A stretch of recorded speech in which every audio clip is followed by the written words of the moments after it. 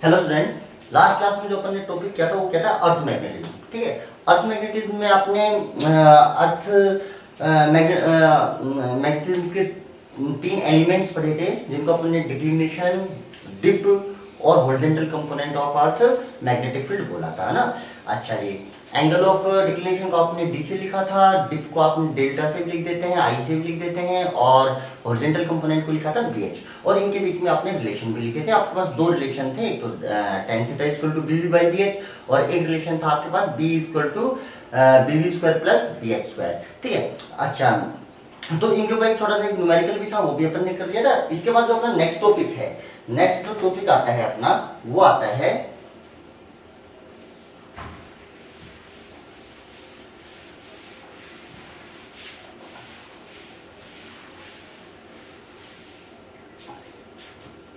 Magnetisation. एक term है magnetisation.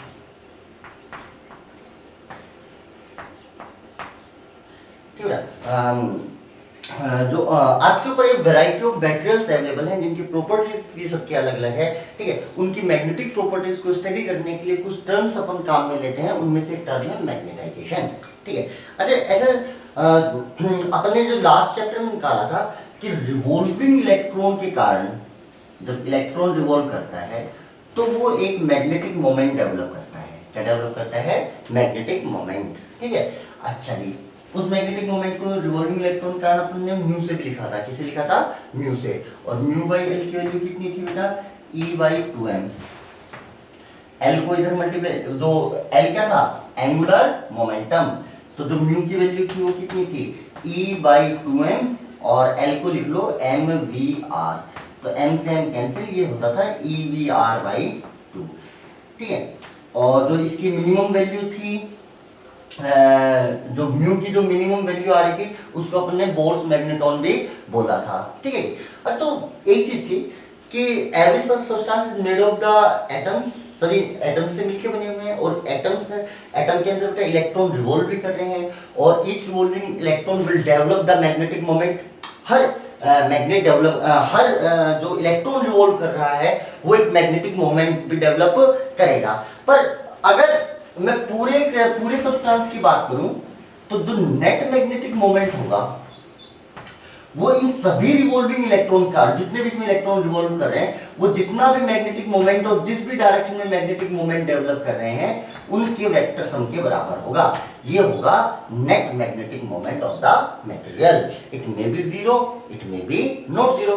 तो in each substance revolving electron generates the magnetic moment, and the net magnetic moment of the material is equal to vector sum of magnetic moment of each revolving electron। यानी जितने भी electron revolve कर रहे हैं, उन electrons के कारण जो इंडिविजुअल मैग्नेटिक मोमेंट डेवलप हो रहा है, अगर उनका वेक्टर सम करते हैं तो उस मटेरियल का नेट मैग्नेटिक मोमेंट आ जाएगा। And this net magnetic moment may और मे नॉट बी जीरो। ठीक है, अच्छा जी, तो एक टर्म डिफाइन की गई मैग्नेटाइजेशन। इस मैग्नेटाइजेशन को अपन लिखेंगे कैपिटल एम से, और ये होता है net magnetic moment upon volume. क्योंकि magnetic moment is a vector quantity, तो magnetisation is also vector quantity. तो m vector is defined as net magnetic moment per unit volume. वापस से समझिए बेटा, each substance has revolving electron, and each revolving electron develops magnetic moment, and the net magnetic moment of the substance is the vector sum of magnetic moments of individual magnetic moment of revolving electrons। ठीक है, and the net magnetic moment per unit volume is known as magnetisation. क्या चीज कहलाएगा? Net magnetic moment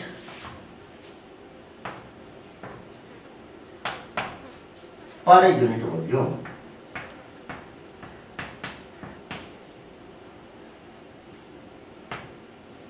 per unit, ठीक है।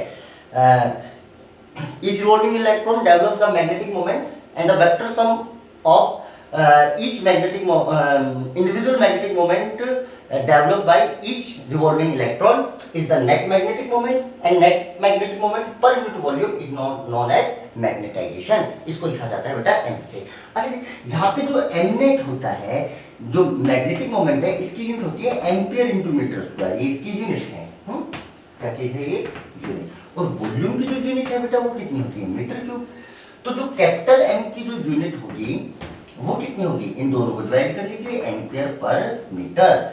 और dimensional formula कितना हो जाएगा इसका? अगर मैं कहूं what is the dimensional formula of M, then it is the L-1 into A, magnetisation. ठीक है जी। अच्छा जी, इसके अलावा एक टर्म और आती है जो इंपॉर्टेंट है, वो है मैग्नेटाइजिंग इंटेंसिटी।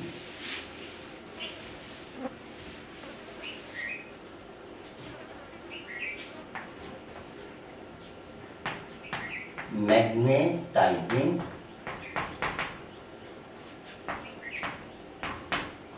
इंटेंसिटी, इसको लिखा जाता है H।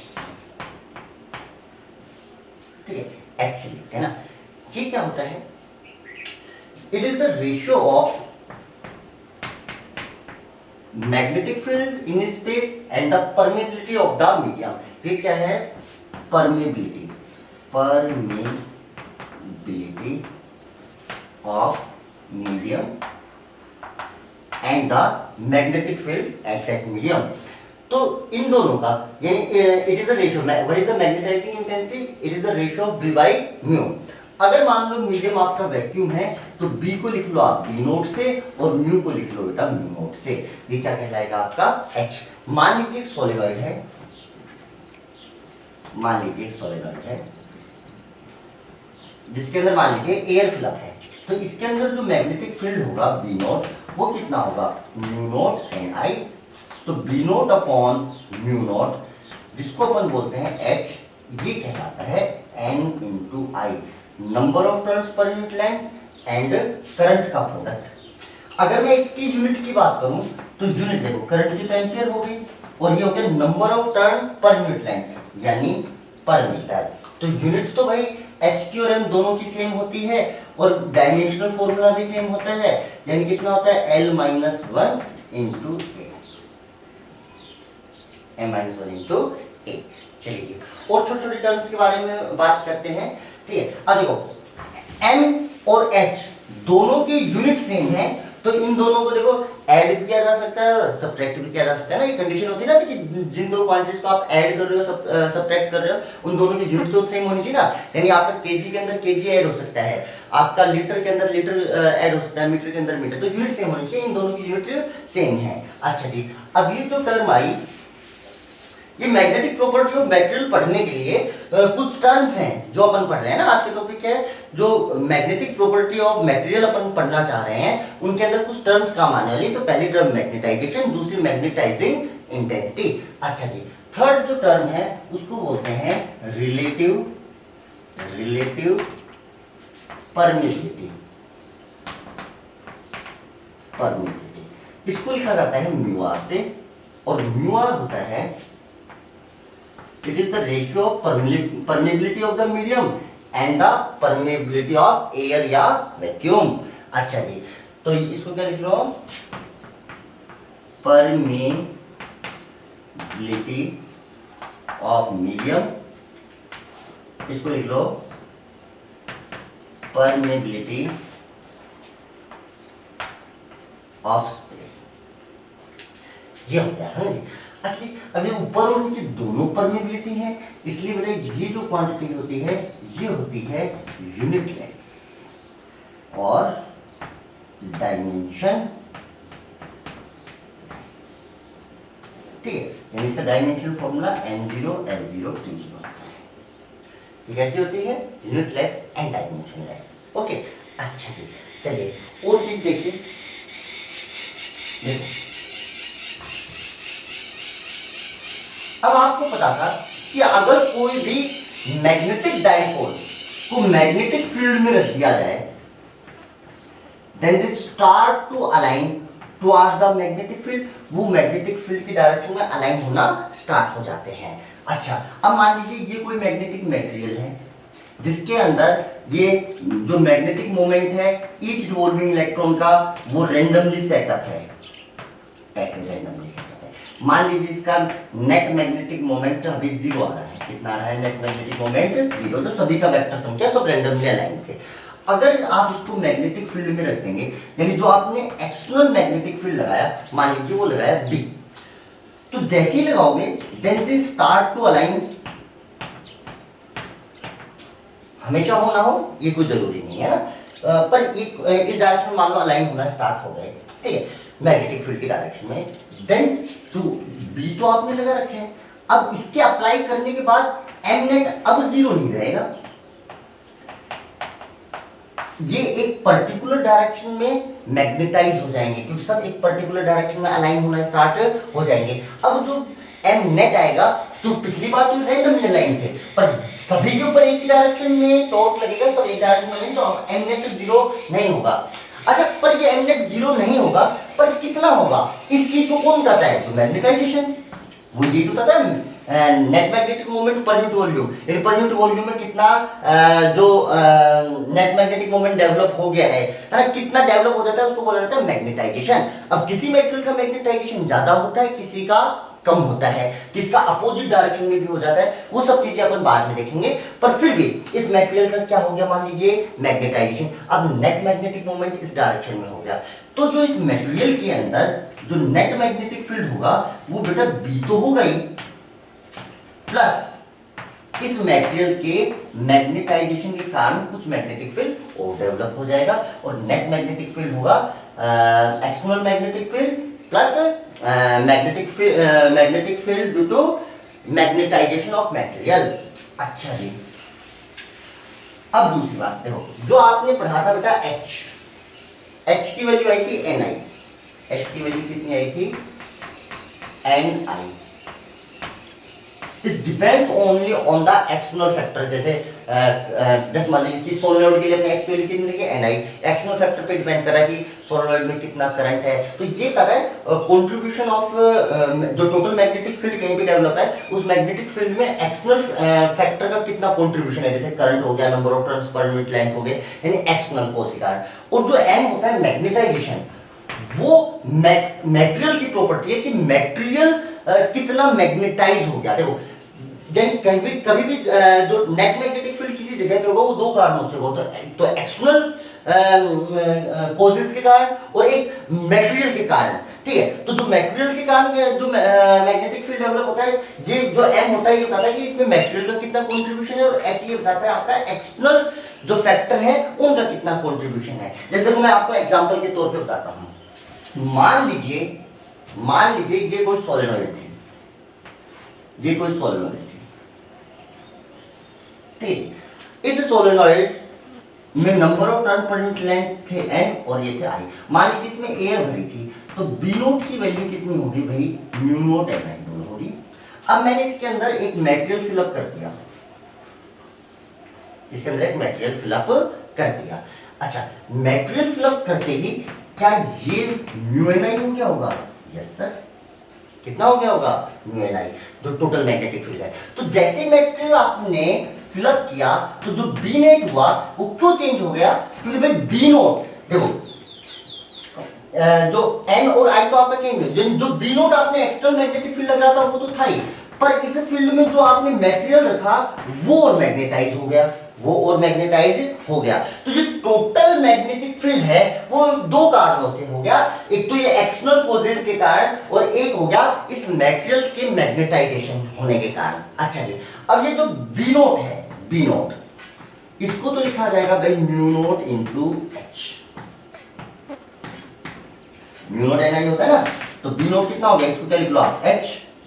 भाई जो बी नोट होता है, बी नोट मतलब जो सिर्फ मैग्नेटिक फील्ड का वो कंट्रीब्यूशन जो एक्सटर्नल रीजन का होता है, और ये एच क्या है? सिर्फ ये एक्सटर्नल कोज पे डिपेंड करता है, एक्सटर्नल कोज यानी एन पे डिपेंड करता है और आई पे डिपेंड करता है, ठीक है। अच्छा, म्यू नोट तो कांस्टेंट है, म्यू नोट की वैल्यू कभी चेंज तो नहीं होती है, 4 पाई × 10⁻⁷ है। तो यानी जो बी नोट होता है ये सिर्फ एक्सटर्नल फैक्टर पे डिपेंड करता है, यानी this is the contribution in magnetic field by external factor. अच्छा दूसरा जो ये होता है यानी B N, it is directly proportional to magnetisation of material. ये कि मटेरियल कितना मैग्नेटाइज हुआ है ये इस पे डिपेंड करता है, ठीक है। तो अगर मैं यहां से देखूं तो B M vector is equal to लिखा गया म्यू नॉट एम वेक्टर, यहां पे जो कांस्टेंट लगा वो भी लगा म्यू नॉट। तो जो नेट मैग्नेटिक फील्ड होगा सोलेनोइड के अंदर मटेरियल फिलअप करने के बाद, मटेरियल फिलअप करने के बाद वो होगा mu naught H vector plus mu naught M vector. ये बी नेट है, इसको मैं बी से लिख लेता हूं, जो बी है जो net magnetic field material fill up करने के बाद कितना हो गया म्यू एन आई हो गया। देखो एन तो चेंज हुआ नहीं, आई चेंज हुआ नहीं, क्या चेंज हो गया था डब्ल्यू, इसमें बी नेट की जगह बी लिख लेता हूं। चलो एक ही बात है, आप नेट लिख लो, एक ही बात है। बी वेक्टर इसको लिखा जा सकता है mu naught H vector plus M vector. क्या ये ऐड किए जा सकते थे? यस सर, दोनों की यूनिट सेम थी। इस अगर रिलेशन को आप थोड़ा सा मॉडिफाई करेंगे, इस रिलेशन को अगर आप थोड़ा सा मॉडिफाई करेंगे तो आप इसको ऐसा लिख पाएंगे, देखिए B vector upon mu naught vector minus M vector is equal to H vector. ये एच वेक्टर और एम वेक्टर में रिलेशन है। देखो ये टोटल मैग्नेटिक फील्ड था, इसके अंदर ये मटेरियल के कारण था, सब्ट्रैक्ट कर दो तो सिर्फ एक्सटर्नल फोर्स के कारण बच गया। आप इसको ऐसे भी याद रख सकते हो, वो सही है क्या? ये आपका एक्स वेक्टर और एम वेक्टर में रिलेशन है जो आपसे कई बार ड्राइव करवा लिया जाता है। क्या यहाँ तक की बात समझ में आई? देखिए एक सोलेनोइड थी जिसके अंदर एयर फिलअप थी तो नेट मैग्नेटिक फील्ड हुआ बेटा इतना। अब उसके अंदर कोई मटेरियल भर दिया तो मैग्नेटिक फील्ड चेंज हो गया। क्यों? क्योंकि जो आपने मटेरियल इसके अंदर फिलअप किया होगा उसका मैग्नेटाइजेशन हो गया होगा। उसका क्या हो गया होगा? मैग्नेटाइजेशन। अच्छा मैग्नेटाइजेशन हो गया होगा तो जो नेट मैग्नेटिक फील्ड बचा, अब वो दो कारणों से बचा, एक तो एक्सटर्नल फोर्स के कारण और एक मैग्नेटाइजेशन के कारण। तो नेट मैग्नेटिक फील्ड हो गया इतना, इसको ऐसे लिख लिया और इसको फिर आपने ऐसे लिख लिया। दिस इज द रिलेशन, कई बार ड्राइव करवाया जाता है, ठीक है। अच्छा जी, अब आगे दूसरी बात करते हैं। ये आपको बता दिया, ये किस पे डिपेंड करता है बेटा? ये एक्सटर्नल कोजेस पे। और जो एम है ये किस पे डिपेंड करता है? मैग्नेटाइजेशन मटेरियल पे। चलिए, पर अब मटेरियल कितना मैग्नेटाइज होगा वो तो इस चीज पे डिपेंड करेगा कि उसको कितने स्ट्रॉन्ग मैग्नेटिक फील्ड में प्लेस किया गया है। कोई भी मटेरियल है वो कितना मैग्नेटाइज होगा, यानी जो एम वेक्टर है वो इस चीज पे डिपेंड करेगा कि आपने एक्सटर्नल मैग्नेटिक फील्ड उस पर कितना ज्यादा लगाया है। जितना ज्यादा आप एक्सटर्नल मैग्नेटिक फील्ड लगाएंगे उतना ही ज्यादा वो मटेरियल मैग्नेटाइज होता चला जाएगा। अच्छा जी, इन दोनों को जब मैंने लिखा तो ये हो गया M vector is equal to, ये हो गया भाई काई एच। क्या हो गया? काई एच। ये दोनों के बीच में डायरेक्टली रिलेशन है। यहाँ पे जो काई होगा, काई क्या होगा भाई? M by H. काई क्या होगा? M by H. क्या दोनों की यूनिट सेम है एम और एच की? Yes sir. इसलिए जो ये है ये बेटा काई है, ये सिंबल जो है क्या है? काई, सी एच आई, काई, ठीक है। अच्छा, इसको ये जो कांस्टेंट आपने लगाया यहाँ पे प्रोपोर्शनलिटी कांस्टेंट, ये भी बेटा आपका यूनिटलेस था और डायमेंशनलेस था, ठीक है। तो इसको बोला गया मैग्नेटिक ससेप्टिबिलिटी।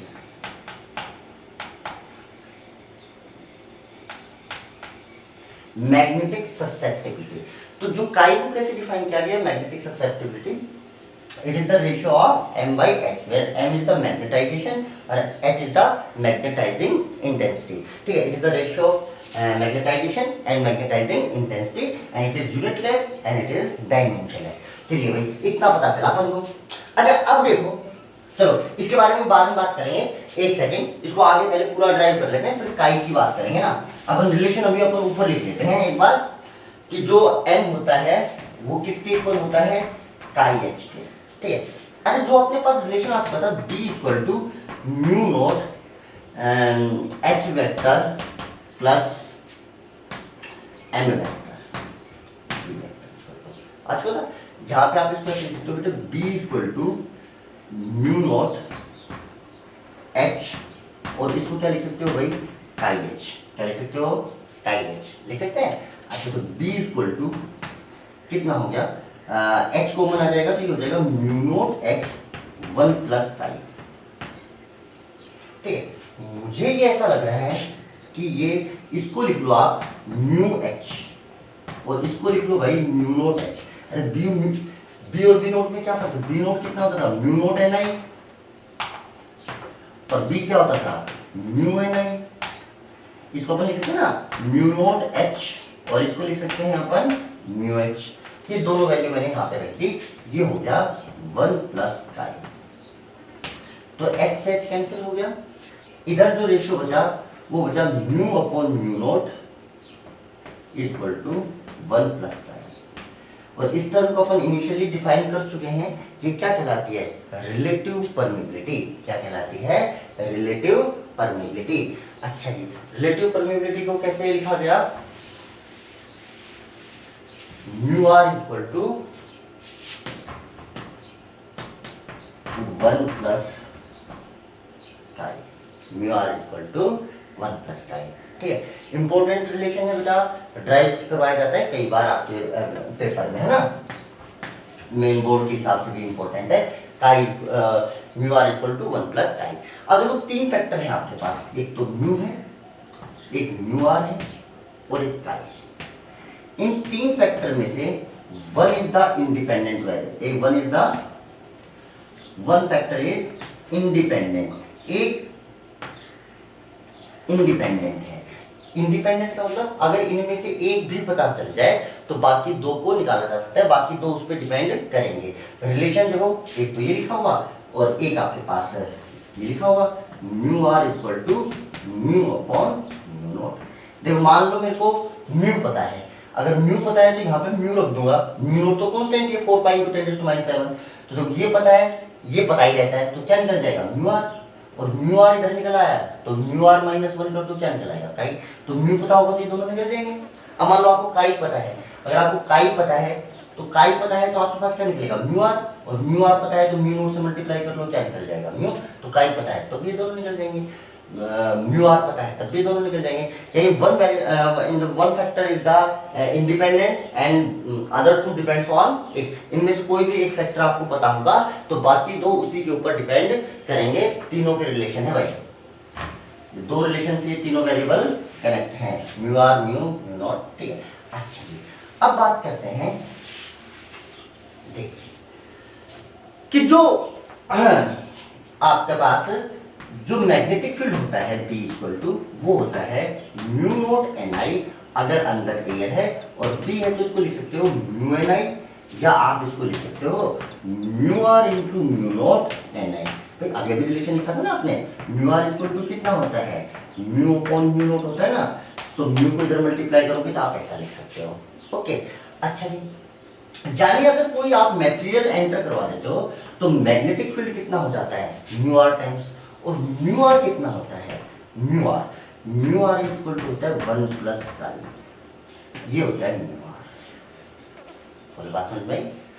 अगर ये जो काई है, काई ये मान लीजिए नेगेटिव हो जाए, मान लीजिए काई की वैल्यू नेगेटिव है, तो काई की वैल्यू अगर नेगेटिव आई तो क्या म्यू आर लेस देन 1 आएगा, तो ये इसमें से कुछ ना कुछ तो सब्ट्रैक्ट हो गई, तो क्या आएगा भाई आपका लेस देन 1।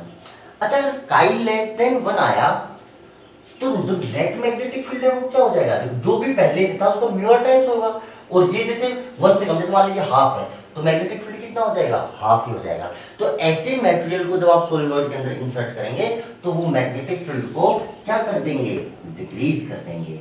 ऐसे मटेरियल्स को बोला गया डाई मैग्नेटिक मटेरियल।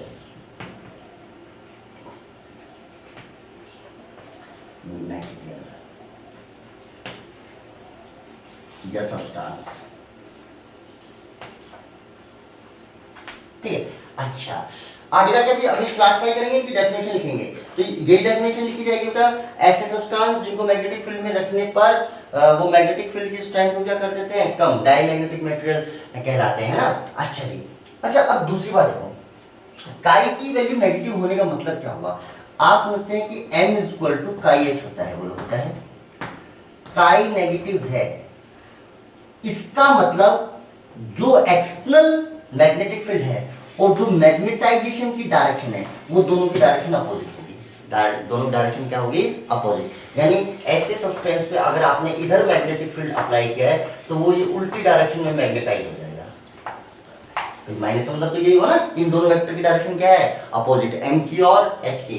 तो ऐसे मेटेरियल को अगर एक्सटर्नल मैग्नेटिक फील्ड में रखा जाता है तो ये एक्सटर्नल मैग्नेटिक फील्ड की अपोजिट डायरेक्शन में मैग्नेटाइज हो जाते हैं। ओके, चलिए जी दूसरी बात करते हैं कि काई की वैल्यू, काई की वैल्यू मिनिमम हो कितनी सकती है? देखो म्यू आर की मिनिमम वैल्यू हो सकती है भाई 0। रिलेटिव परमिटिविटी मिनिमम कितनी हो सकती है? 0, यानी है ही नहीं, है ना। तो ये कितना हो गया? 1 प्लस काई। तो काई की मिनिमम वैल्यू हो सकती है -1। कितनी हो सकती है? -1। तो जो काई की वैल्यू अगर 0 से कम है और इधर नेगेटिव, यानी ये जो रेंज होगी वो किसके लिए होगी? डायमैग्नेटिक के लिए। यानी डायमैग्नेटिक मेटल के लिए अगर मैं आपसे पूछूं बेटा काई की रेंज, तो ये होगी -1 से लेके 0 तक। ऐसे मेटल क्योंकि नेगेटिव, जब भी काई की वैल्यू नेगेटिव आएगी तो ये क्या कहलाएंगे? डायमैग्नेटिक। तो काई की वैल्यू नेगेटिव का मतलब क्या हुआ? Mu are less than 1, mu R less than का मतलब डायमैग्नेटिक मेटल, है ना। उनके बारे में अभी थोड़ी देर बाद अपन डिटेल में पढ़ेंगे, कोई टेंशन वाली बात नहीं है ना। अच्छा, अब दूसरी बात देखो कि काई की वैल्यू अगर जो मैग्नेटिक काई क्या है? Magnetic susceptibility. अच्छा, अगर काई की वैल्यू पॉजिटिव हो, पॉजिटिव तो पर स्मॉल, पॉजिटिव तो है पर स्मॉल है, तो फिर म्यू आर ग्रेटर देन तो बनाएगा पर स्लाइटली ग्रेटर देन बनाएगा। तो जो मैग्नेटिक फील्ड हुआ mu R mu naught N I, तो जो जिस क्वांटिटी से मल्टीप्लाई होगा वो ग्रेटर देन 1 होगी। क्या होगी? Greater than 1। तो ऐसे मटेरियल जिनके लिए काई पॉजिटिव होता है बट स्मॉल होता है, उनके लिए म्यू आर की वैल्यू 1 से स्लाइटली ग्रेटर आती है। इसलिए उनको अगर आप सोलेनोइड के अंदर डालेंगे तो जो मैग्नेटिक फील्ड है वो उसको स्लाइटली सा इंक्रीज कर देंगे। कैसा इंक्रीज कर देंगे? स्लाइटली सा, पर इंक्रीज करेंगे। अच्छा, काई की वैल्यू पॉजिटिव का मतलब क्या हुआ? तो m इक्वल टू काई एच, m इक्वल टू काई एच। और ये जो काई पॉजिटिव का मतलब यानी m और h की डायरेक्शन सेम होगी, यानी एक्सटर्नल मैग्नेटिक फील्ड आप इधर अप्लाई करोगे, ये मेटेरियल उसी डायरेक्शन में मैग्नेटाइज हो जाएंगे। पर कैसा? स्मॉल मैग्नेटाइज होंगे, हल्का सा स्लाइटली मैग्नेटाइज हो जाते हैं इन द मैग्नेटिक फील्ड की डायरेक्शन में। इसलिए इनको जब मैग्नेटिक फील्ड में रखा जाता है तो ये मैग्नेटिक फील्ड को थोड़ा सा इंक्रीज कर देते हैं। मान लीजिए कोई स्मॉल नंबर ले लूं मैं एप्सिलॉन, तो अगर काई की वैल्यू 0 से ज्यादा है और एप्सिलॉन से कम है, तो ये रेंज हो गई काई की किसके लिए? पैरामैग्नेटिक मेटल के लिए। देखो मैं काई की रेंज लिख रहा हूं भाई, अगर काई की लिख दी तो म्यू आर और म्यू की तो बाय डिफॉल्ट लिखी जा सकती है क्योंकि इनमें एक ही वेरिएबल इंडिपेंडेंट था, बाकी तो डिपेंडेंट है ना उसके ऊपर। तो काई की रेंज लिखता जा रहा हूं, आगे जाके अपन टेबल बना लेंगे जिसमें अपन म्यू की भी रेंज लिख लेंगे और म्यू आर की भी रेंज लिख लेंगे क्योंकि वो दोनों इस पे ही डिपेंड होंगे। ओके, आगे तो ग्राफ वगैरह बनाने हैं पर पार्टी फिलहाल आप इतना ही सुने। अच्छा जी, और अगर आगे मैं बात करूं थर्ड, अगर काई की वैल्यू ग्रेटर देन 1 हो, काई की वैल्यू लार्ज पॉजिटिव हो, तो जो म्यू आर होगा जो कितना होता है 1 प्लस काई, तो जब म्यू आर की वैल्यू ग्रेटर देन 1 हो जाएगी। यस सर, अगर ये बहुत लार्ज वैल्यू है तो म्यू आर, तो जो बी है वो कितना होता है mu R mu naught N I. तो अगर ये बहुत ही बड़ी है तो उसका मैग्नेटिक फील्ड सडनली बहुत ज्यादा इंक्रीज हो जाएगा।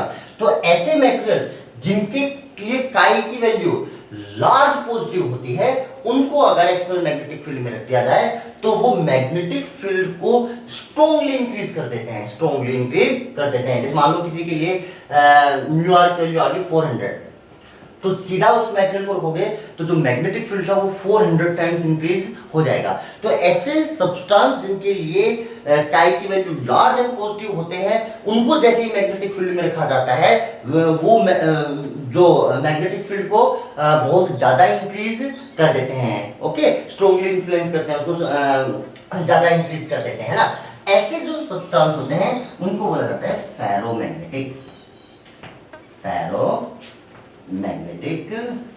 मटेरियल्स। ओके, अच्छा जी, वही अगर M और H, यहां से मैं बात करूं काई, तो भाई काई तो पॉजिटिव है, इसलिए इन मटेरियल को भी अगर आप मैग्नेटिक फील्ड में रखोगे, एक्सटर्नल मैग्नेटिक फील्ड में, तो ये भी उसी डायरेक्शन में मैग्नेटाइज होंगे, क्योंकि M काई की वैल्यू क्या चीज है, पॉजिटिव है। ठीक है, तो अकॉर्डिंग टू दिस काई के अकॉर्डिंग जो मटेरियल्स थे उनको तीन कैटेगरी में डिवाइड किया गया। एक ऐसे मटेरियल जिनके लिए काई की वैल्यू नेगेटिव हो, काई की मिनिमम वैल्यू कितनी हो सकती है, -1। ठीक है, ऐसे मटेरियल जिनके लिए काई की वैल्यू नेगेटिव हो। दूसरे वो कैटेगरी बनाई गई जिनमें काई की वैल्यू स्मॉल एंड पॉजिटिव हो, और तीसरी कैटेगरी वो बनाई गई जिनके अंदर काई की वैल्यू लार्ज एंड पॉजिटिव हो। तो तीन टाइप के कैटेगरी बन गई भाई मटेरियल की। तो तीनों की अगर मैं कैटेगरी लिखूं, देखो, तो classification of substance according to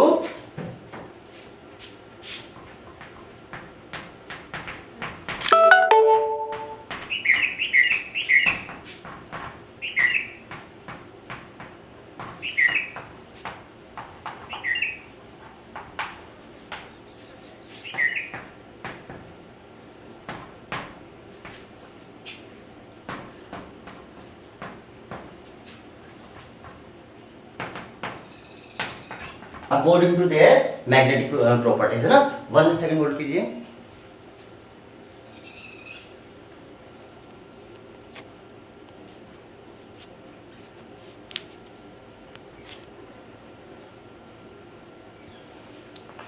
ठीक है, according to their magnetic property. तो मैग्नेटिक प्रॉपर्टी के अकॉर्डिंग जो सब्सटेंस को क्लासिफाई किया गया, पहले डाइमैग्नेटिक, दूसरे पैरामैग्नेटिक, और तीसरे फेरोमैग्नेटिक। अब इन तीनों को डिटेल में पढ़ेंगे। पहले इन तीनों के लिए अपन म्यू, म्यूआर और काई की रेंज लिख लेते हैं, उसके बाद इन तीनों को डिटेल में पढ़ा जाएगा। ओके, देखिए,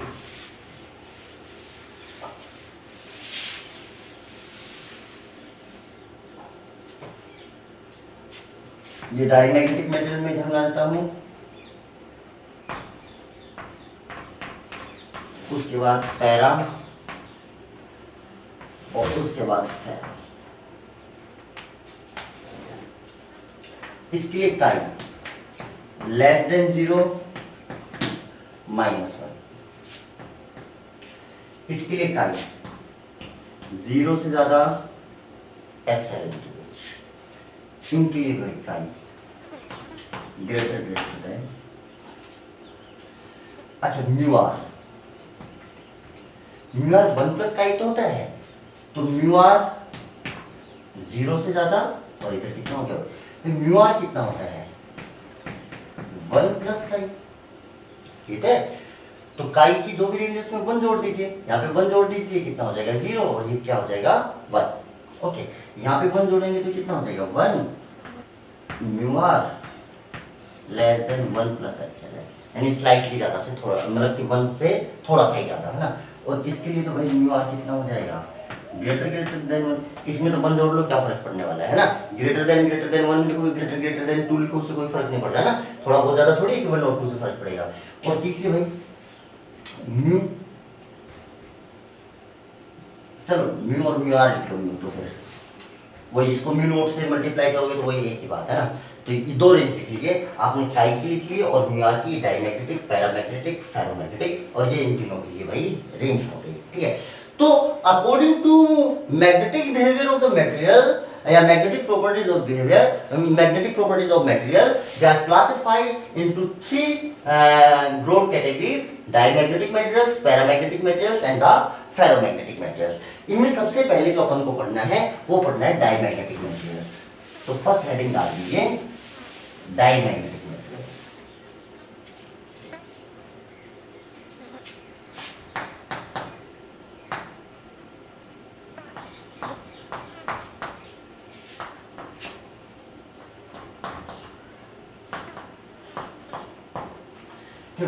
डायमैग्नेटिक मटेरियल्स वो मटेरियल होते हैं जिनको अगर मैग्नेटिक फील्ड में रखा जाए तो मैग्नेटिक फील्ड के अपोजिट डायरेक्शन में क्या हो जाते हैं, मैग्नेटाइज हो जाते हैं और मैग्नेटिक फील्ड की स्ट्रेंथ को कम कर देते हैं, है ना जी।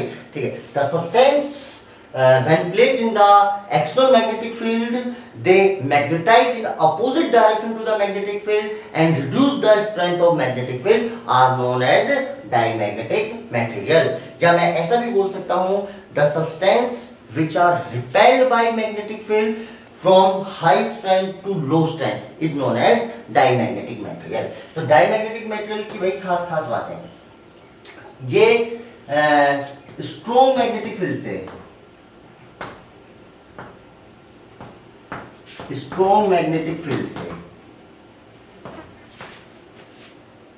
वीक मैग्नेटिक फील्ड, अगर इनको मैग्नेटिक फील्ड में रखा जाए तो वीक मैग्नेटिक फील्ड की तरफ जाते हैं, शिफ्ट होते हैं, रिपेल होते हैं। पहली बात स्ट्रॉन्ग से यानी स्ट्रॉन्ग से वीक की तरफ चलेगा। जैसे आप मैग्नेट के पास आयरन रखोगे तो क्या आयरन जाके मैग्नेट के चिपक जाएगा, और मैग्नेट के पास मैग्नेटिक फील्ड क्या होता है, स्ट्रॉन्ग, तो देखो स्ट्रॉन्ग मैग्नेटिक फील्ड की तरफ जा रहे हैं। इनको इनके पास मैग्नेट ले जाओगे तो मैग्नेट से दूर भागेंगे, है ना, क्योंकि अपोजिट डायरेक्शन में क्या हो जाते हैं, मैग्नेटाइज हो जाते हैं और ये रिपेल होते हैं। मैग्नेटिक फील्ड से क्या होते हैं बेटा, आप इसकी सिंपल डेफिनेशन ये भी लिख सकते हो, the substance which are repelled by magnetic field, the substance which are repelled by magnetic field is known as diamagnetic material. अच्छा, दूसरा स्ट्रॉन्ग मैग्नेटिक फील्ड से किधर जाते हैं, वीक मैग्नेटिक फील्ड तक, ठीक है। दूसरा magnetise in opposite direction to external magnetic field. External magnetic field से अपोजिट डायरेक्शन में मैग्नेटाइज हो जाते हैं, क्या हो जाते हैं, मैग्नेटाइज। थर्ड, ये मैग्नेटिक फील्ड की स्ट्रेंथ को रिड्यूस करते हैं, ये मैग्नेटिक फील्ड की स्ट्रेंथ को क्या कर देते हैं, रिड्यूस, है, कम कर देते हैं। चौथा, इनके लिए जो काई की वैल्यू होती है वो आपकी लेस देन 0 से 1 के बीच में। पांचवा, म्यू आर इनके लिए 0 से लेके 1 के बीच में होता है। ये मेन प्रॉपर्टीज हैं किसकी, diamagnetic. The materials which are repelled by magnetic field, या फिर आप ऐसा बोल दो, देखिए इसकी डेफिनेशन क्या लोगे, the substance which are repelled by the magnetic field, या the material which are magnetized in opposite direction to external magnetic field when they are placed in it is known as diamagnetic material।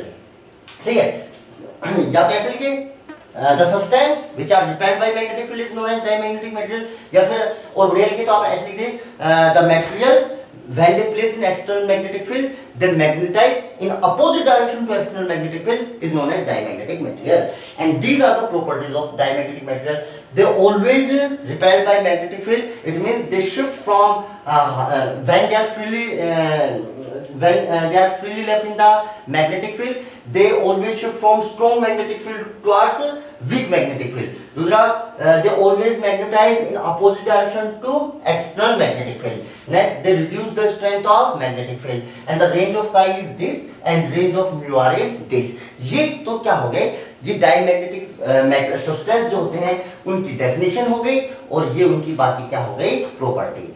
अब दो चीजें बची, एक तो इसके example कि ऐसे मटेरियल कौन कौन से होते हैं, यानी ये बिहेवियर कौन कौन से मटेरियल शो करते हैं और इनका एक्सपेक्टेड कोज कि ये ऐसा शो क्यों करते हैं, है ना।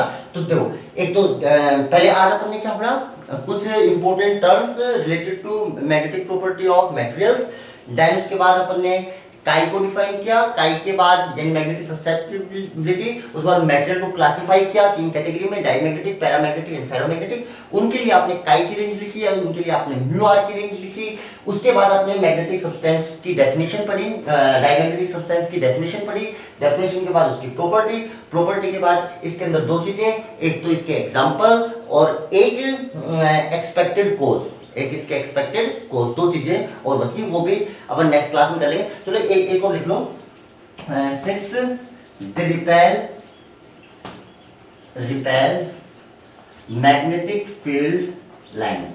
ठीक है, जैसे देखो इन प्रॉपर्टीज के बारे में थोड़ा सा मैं बता ही देता हूं थोड़ा सा। उसके बाद देखिए, अगर मान लीजिए कोई सब्सटेंस ऐसे रखा हुआ है और मैग्नेटिक फील्ड लाइन, अगर इसको मैग्नेटिक फील्ड में रखोगे तो जो मैग्नेटिक फील्ड लाइन होंगी वो इससे यू रिपेल होंगी, यानी देखो इधर लाइन के बीच में गैप बढ़ रहा है तो यानी इसके बीच में मैग्नेटिक फील्ड घटेगा। This is the magnetic field lines for diamagnetic substance.